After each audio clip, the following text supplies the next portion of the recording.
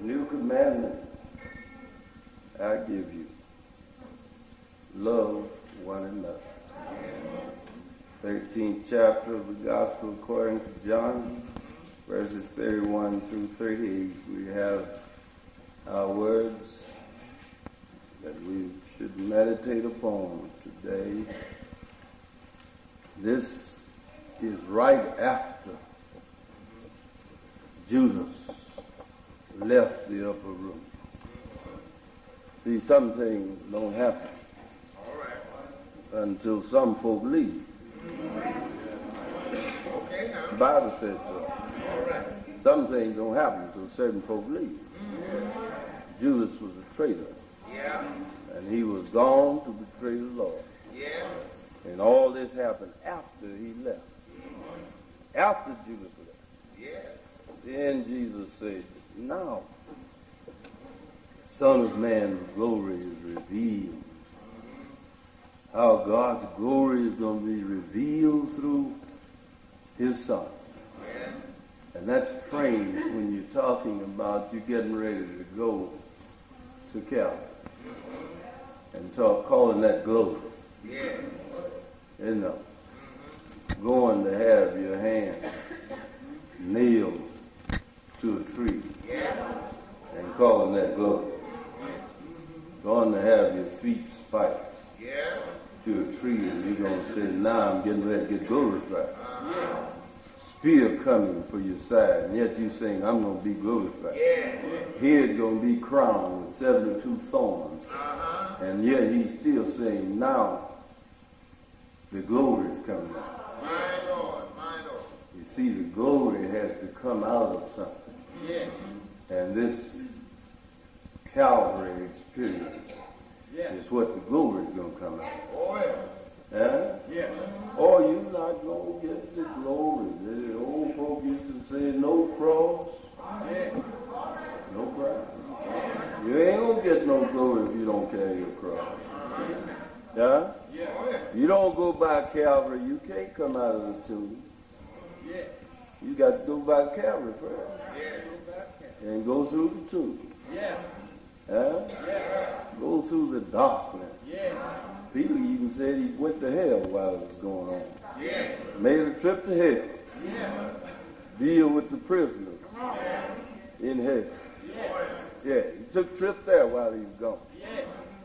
But then on the other side, there's something else. The glory of God is revealed. Is revealed through the Son of God. And then God himself sent his Son.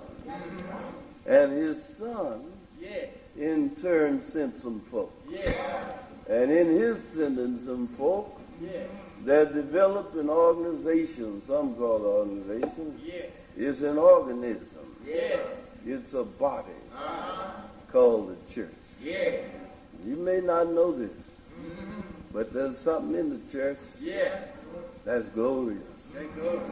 Something in the church that will lift you when you're down. Something in the church that will bring you some comfort when you're all by yourself. You ever just been to where you were by yourself? Lonely. Didn't have anybody to talk with. I know you're right. Didn't have anything to do. But all of a sudden, you remembered the church. Remembered something that happened. Only time in my life I can recall being in the hospital on a Sunday. When that 11 o'clock hour came, I began to think so-and-so is leading a hymn. I think, so-and-so praying by now. Look like I got choir singing now. This is going on. That is going on. Because we know what the fellowship is. That's what we're talking about, praise me. That's a bond of fellowship. We We used to have a member in Los Angeles who worked at the county hospital as a nurse. Yeah. And some Sundays she couldn't come to our services. But one Sunday morning she said, you know, I looked at my watch yesterday. I mean last Sunday when I was on the job. Yeah. He said, and when I looked at my watch and saw what time it was, the pastor has already said, Lord God. And somebody over there said, he sure had. He sure had said it by this time. We thank God for what Jesus is talking about. The glory he's talking about. And he calls them children. And it reminds us that we are children. Oh, we are all children. In the Lord, ain't none of us grown. In the Lord, we're still children. And he looked at him and said, my children, I'm not going to be with you much longer. You know, it was closer than they thought it was. Because this was that Thursday night. And they were going to crucify him the next morning. And he said, I'm not going to be with you much longer. He didn't want to just slap him in the face with it. He kind of eased it to him. And said, I'm not going to be with you much longer. And then you're going to look for me. But you're not going to be able to come where I'm going. And I want you to remember this night. Come on. And that's exactly what we do. In the church across the century. Every month or every whatever period the church has chosen. They stop and remember that night. That last night. That last supper that they had with him. But what I came to tell you today is that he said to them, a new commandment I give you. Now, this is nothing new to talk about love. You know, the commandment says, love the Lord with all your heart and so forth, and love your neighbor as yourself. But why is he calling it new? He's calling it new because I'm giving it to you. Not to somebody else, but to you. This is not a general command. This is not something for everybody, but it's for you. See, we have to understand that we are the people of God, and that this commandment that we're dealing with here this morning is for us. Is for the church. Is for the disciples of the Lord Jesus Christ. A new commandment I give you. And then tells them what his commandment is. He said, love one another. Now, you know, we like to be broad in that. Sweeping in our love. I love everybody. You don't have to do all that. The Bible ain't never said you have to do all that. You don't have to do all that. We don't have to do all that. You don't have to love everybody. What we have to learn to do is to love each other. It's easy to holler, you love everybody. But when it broke down to somebody, come on now. All right. Come on. Y'all don't understand what I'm saying. Huh? All right. There's nobody walk on face of earth that loves everybody. First place, you don't know everybody. You haven't even met everybody. Yeah? But it's easy for me to say that. When I don't love Grand Ross. Fix it up now. Y'all don't understand. Huh? It's easy for me to say I love everybody. But I don't love with others. Fix it up now. Huh? Or even love Rosalie Brown. That's the woman I'm married to. Come on. And I'm running around here talking about I love everybody. Fix it up now. Huh? And hate to go home.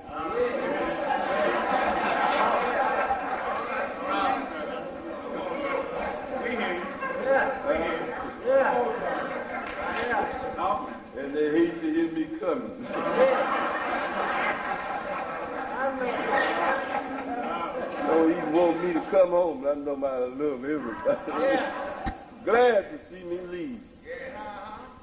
But he said love one another. We as the people of God must love one another. Then he goes on into this other thing. He goes on into this. He says, let me use the King James on that. By this. By this shall all men know that you are my disciples. By this. Those boys started looking around now to see what it was. You know. Maybe Jesus was going to hand out some badges. Y'all don't understand. Maybe he's going to give out some badges. And on the badge it said disciple. Or maybe he was going to give out aprons. We don't know. Might have been going to hand out some aprons. Give him some fedoras to put on their head. You don't know what he's going to give them. When he said, buy this. Might have been ready to issue uniform. He said, buy this. Shall all men know. Not just you. But all people. Everybody will know that you are my disciple. Them fellas got to get ready for that which the Lord would give them, so that they would be recognized. I know somebody was sitting there looking for a certain kind of badge of his fidelity to his Lord. They must have thought when I was a boy coming up that it meant wearing black suits.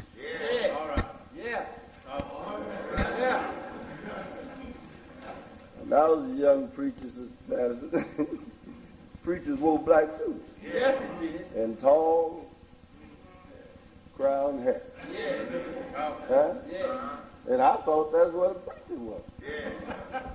I saw somebody with a black suit, tall hat on, and a starched white shirt. And if he took his shirt off, it would stand up next to him.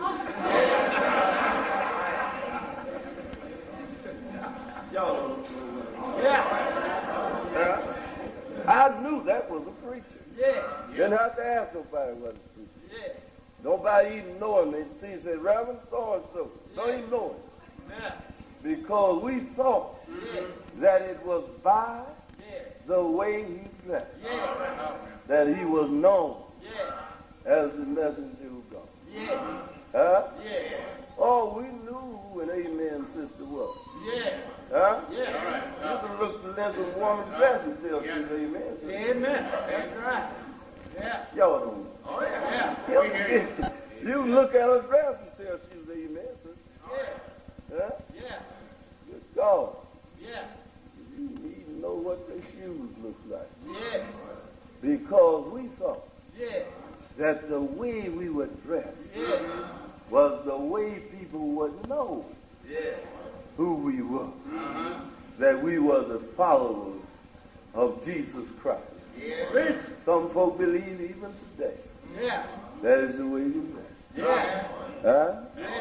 Some churches do not even allow their members to wear makeup because they think by your plain face you will be known as a child of God.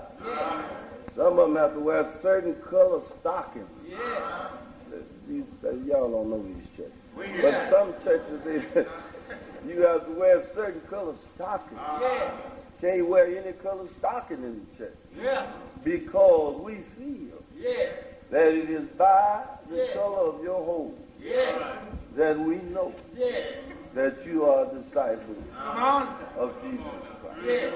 We have so many other ways we have of knowing that we are the disciples of Jesus Christ. Look like I can see all those disciples getting ready to receive the badge of recognition. Jesus said, by this. Somebody must have thought he was coming out of something out of his pocket. He said, by this shall all men know that you are my disciple. Somebody finally said, by what, Lord? You haven't shown us anything yet. We don't see anything. What you talking about? He said, I thought maybe you had seen it by now. Because what I'm talking about is that they know that you are my disciples because you have love one for another. You understand, love binds people together. When you got love between, somebody ought to know you kin to each other. Whether you're blood kin or whether you're not blood kin. That's not the point. Point is everybody. Where love abides, they kin each other. Love is a bond that ties people together. And it's a strong tie. It's stronger than death. That's what the Bible says. It says love is stronger than death itself. You don't stop loving somebody because he died. Love goes beyond the grave. Sometimes the love gets just a little deeper and a little more painful when the person is gone. You don't love somebody because you're looking at them, but you love whether you see them or you do not see them. You love anyway because love is a bond that ties people together. Oh, I'm going home finished. Dr. John Fawcett, a great preacher back in the 18th century, had been called from a small congregation in a little village to a great metropolitan temple. And while he was preparing to go, while they were loading his furniture, his membership came and stood out in the yard of the parson and watched them load his furniture. While they were standing there silently watching his furniture get loaded. His furniture was finally loaded. And he came out in order to say goodbye to the congregation that he had served. But somewhere along the line, while he was serving them, something came between Fawcett and that little group of people in that little village. And when they stood there with tears in their eyes, and he stood on the porch, he just looked at them, and the tears were streaming down. And then he realized something he hadn't thought about. It was tears running down his face. And he didn't understand that. He'd been called to a great church, getting ready to be promoted to greater responsibility. But he felt something running down his face. And he turned around and said to the movers who had already loaded the wagon with his furniture, I want you to put the furniture back in the house. They said, what? He said, I want it back in the house. I'm not moving. He said, but you called for us to move. I said, I don't know all that, but I'm not moving. And I want you to put my furniture back in the house. While they were busy unloading the furniture that they had already loaded, Fawcett sat down and took a pen and a piece of paper, wrote the immortal words that we have learned to sing. Blessed be the tie that binds our hearts in Christian love, fellowship of kindred mind is like to that above. I came by this morning to tell you that the fellowship of kindred mind is the same fellowship that exists among those above. I thank God for the love of the children of God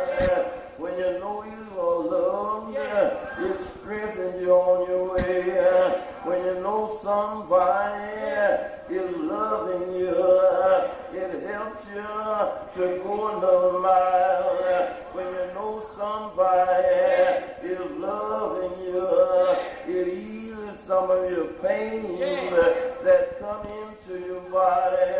When you know somebody is loving you, it'll help you hold up when the load gets heavy. Oh, thank you this morning for the love of God that flows from heart to heart, and that love began with him and was spread to the apostles, and it's come to us now. We have learned how to love one another, and if you have a little trouble with your loving, I tell you what you do, just get yourself out of the way and let him love through you.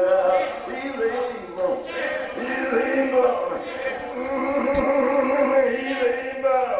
He's able. Yeah, Lord. He's able to make hating people love. He's able to make bad men good. Able.